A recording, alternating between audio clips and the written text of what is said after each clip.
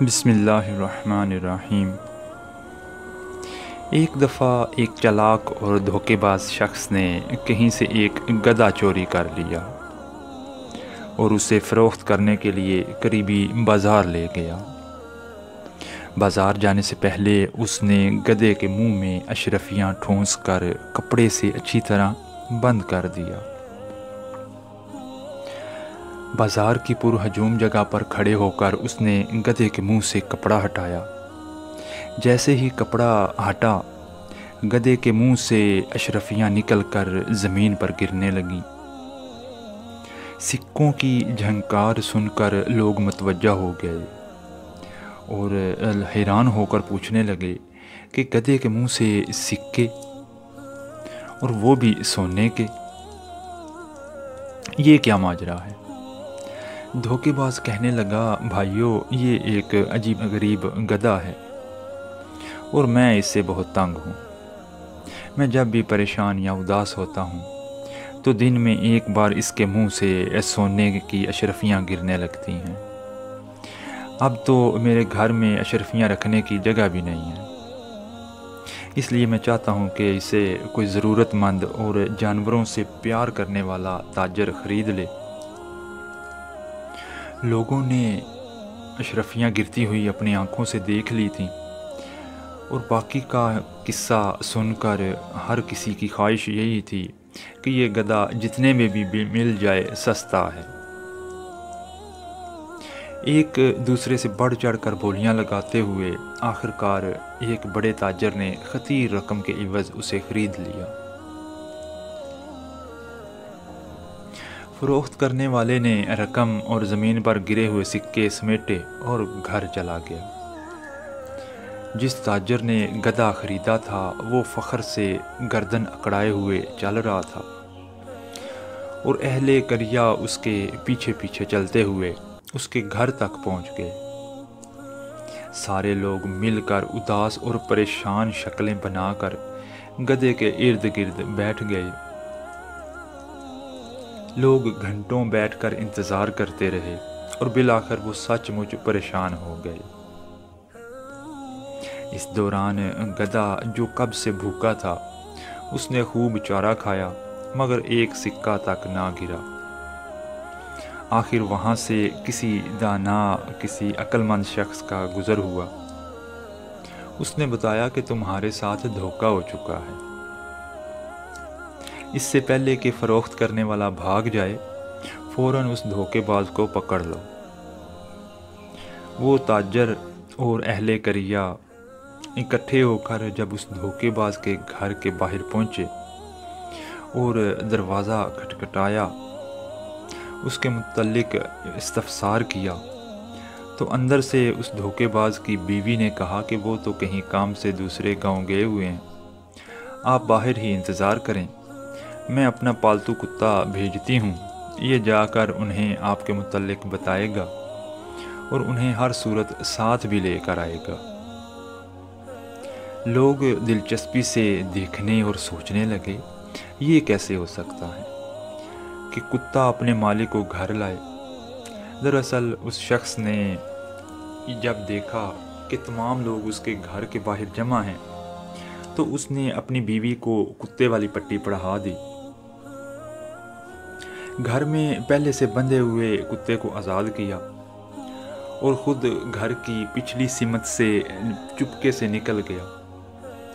دور جا کر اس نے کتے کو پکڑ لیا اور اس کے ساتھ واپس گھر کی طرف چل پڑا۔ تھوڑی دیر گزری تو لوگوں کو اپنی آنکھوں پر یقین نہیں آ رہا تھا کہ وہی شخص جس نے گدھا فروخت کیا تھا اسی کتے کے پیچھے پیچھے چلتا ہوا آ رہا ہے۔ اب سارے لوگ یہ بات بھول کر کہ وہاں کیوں آئے ہیں، کتے کے متعلق پوچھنے لگ گئے کہ یہ تو بڑے کام کا ہے، بتاؤ یہ کتنے کا ہے، اسے تو ہر صورت خریدنا ہوگا۔ اس دھوکے باز اور چالاک شخص نے پہلے تو انکار کیا، لیکن بعد میں اچھے دام ملنے پر وہ کتا اسی ہجوم میں سے ایک دوسرے تاجر کو فروخت کر دیا۔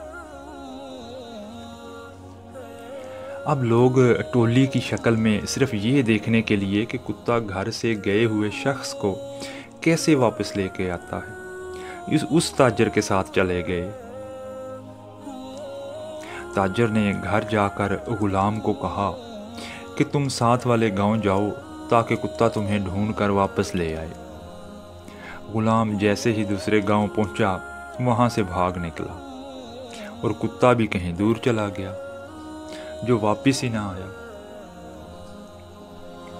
جب غلام اور کتا دونوں واپس نہ آئے تو لوگوں کو پتہ چل گیا کہ یہ ایک بار پھر ہمارے ساتھ دھوکہ ہو گیا ہے۔ وہ دوبارہ اکٹھے ہو کر جب اسی دھوکے باز کے گھر گئے تو وہ ایک بار پھر گھر کے پچھلے خفیہ دروازے سے بھاگ نکلا۔ اب اس کی بیوی کہنے لگی وہ ساتھ والے گاؤں کسی کام سے گئے ہیں، لوگوں نے کہا کہ آج ہم اس کا گھر کے اندر بیٹھ کر انتظار کریں گے۔ اور یوں دونوں تاجروں سمیت ارد گرد کے تمام لوگ اس کے گھر میں بیٹھ گئے۔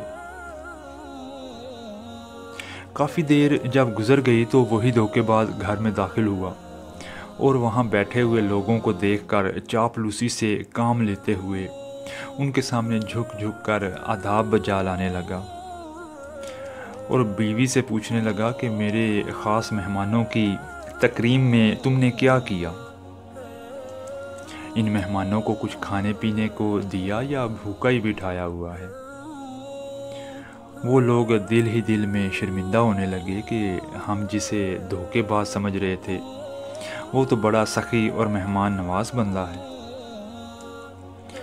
اس کی بیوی نے انکار میں سر ہلاتے ہوئے کہا کہ ان فضول اور فالتو لوگوں کو کون اپنا مہمان بناتا ہے؟ میں نے تو انہیں پانی تک نہیں پوچھا۔ یہ سن کر وہ شخص غصے میں پاگل ہو گیا اور جیب سے ایک خنجر نکال کر بیوی کے پیٹ میں گھونپ دیا۔ فوراً لہو بہہ نکلا اور اس کی بیوی لہرا کر نیچے فرش پر گر پڑی۔ وہاں بیٹھے ہوئے لوگ اسے برا بھلا کہنے لگے کہ ہمارے پیسوں کو تو رہنے دو لیکن ہمارے لیے اپنی بیوی کو قتل کرنا کہاں کی دانش مندی ہے۔ وہ چلاک اور دھوکے باز کہنے لگا آپ لوگ فکر نہ کرو، یہ ہمارا روزانہ کا کام ہے، میں اسے غصے میں آ کر قتل کر دیتا ہوں تو دوبارہ اس سینگ سے زندہ بھی کر دیتا ہوں۔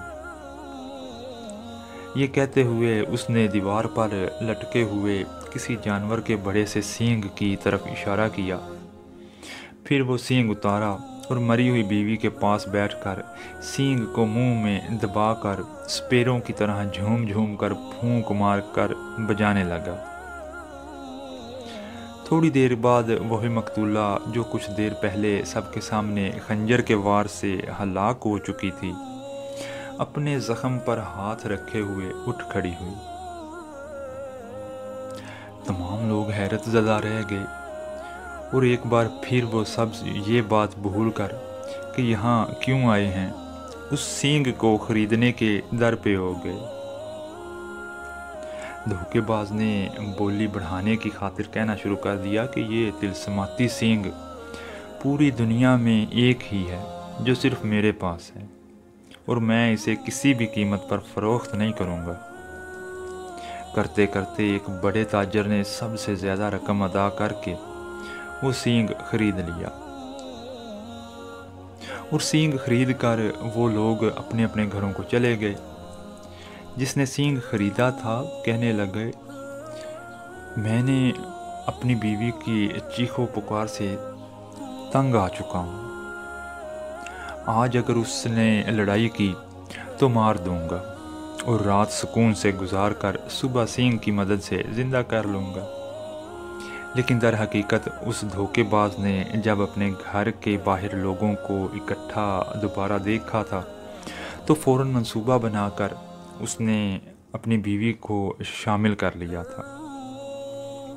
لال رنگ کو ایک تھیلی میں ڈال کر بیوی کے کپڑوں میں چھپا دیا، پھر ایک خنجر لیا جس کے دستے میں خفیہ خانہ اور ایک بٹن تھا جس کو دبانے سے خنجر کا پھل اپنے دستے میں غائب ہو جاتا تھا۔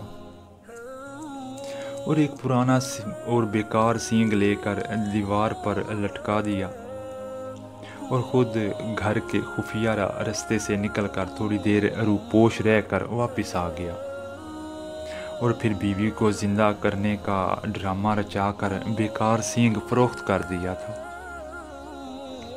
جس نے سینگ خریدا جیسے ہی وہ گھر پہنچا تو اس کی بیوی نے حسب معمول لڑائی شروع کر دی۔ اس نے بے فکر ہو کر خنجر نکالا اور بیوی کے پیٹ میں گھونپ دیا۔ خون نکلا، وہ تڑپی اور ٹھنڈی ہو گئی۔ اس نے اٹھا کر کمرے میں لٹا دیا اور پوری رات ایسے ہی رہنے دیا۔ صبح اٹھ کر اس نے کافی سینگ کو مختلف طریقوں سے بچایا مگر وہ تو مردہ ہو چکی تھی۔ دھیرے دھیرے اسے اپنی بے وقوفی کا احساس ہونے لگا۔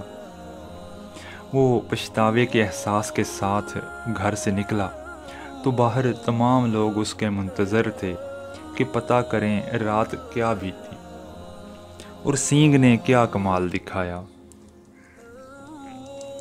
وہ شخص دکھ اور شرمندگی کو چھپانا چاہتا تھا مگر کچھ لوگوں نے جب اصرار کیا تو اصل بات گلوا ہی لی۔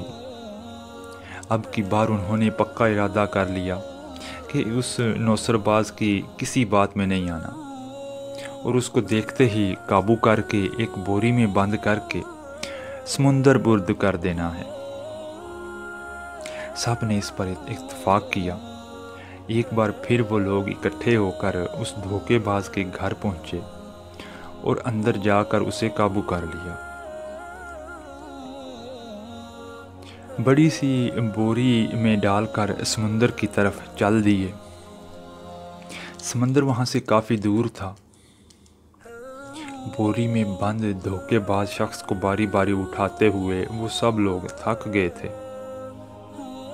سمندر سے نصف فاصلے پر پہنچ کر انہوں نے کہا کہ تھوڑی دیر آرام کر لیتے ہیں، اس کے بعد آرام سے اسے پانی میں پھینک دیں گے۔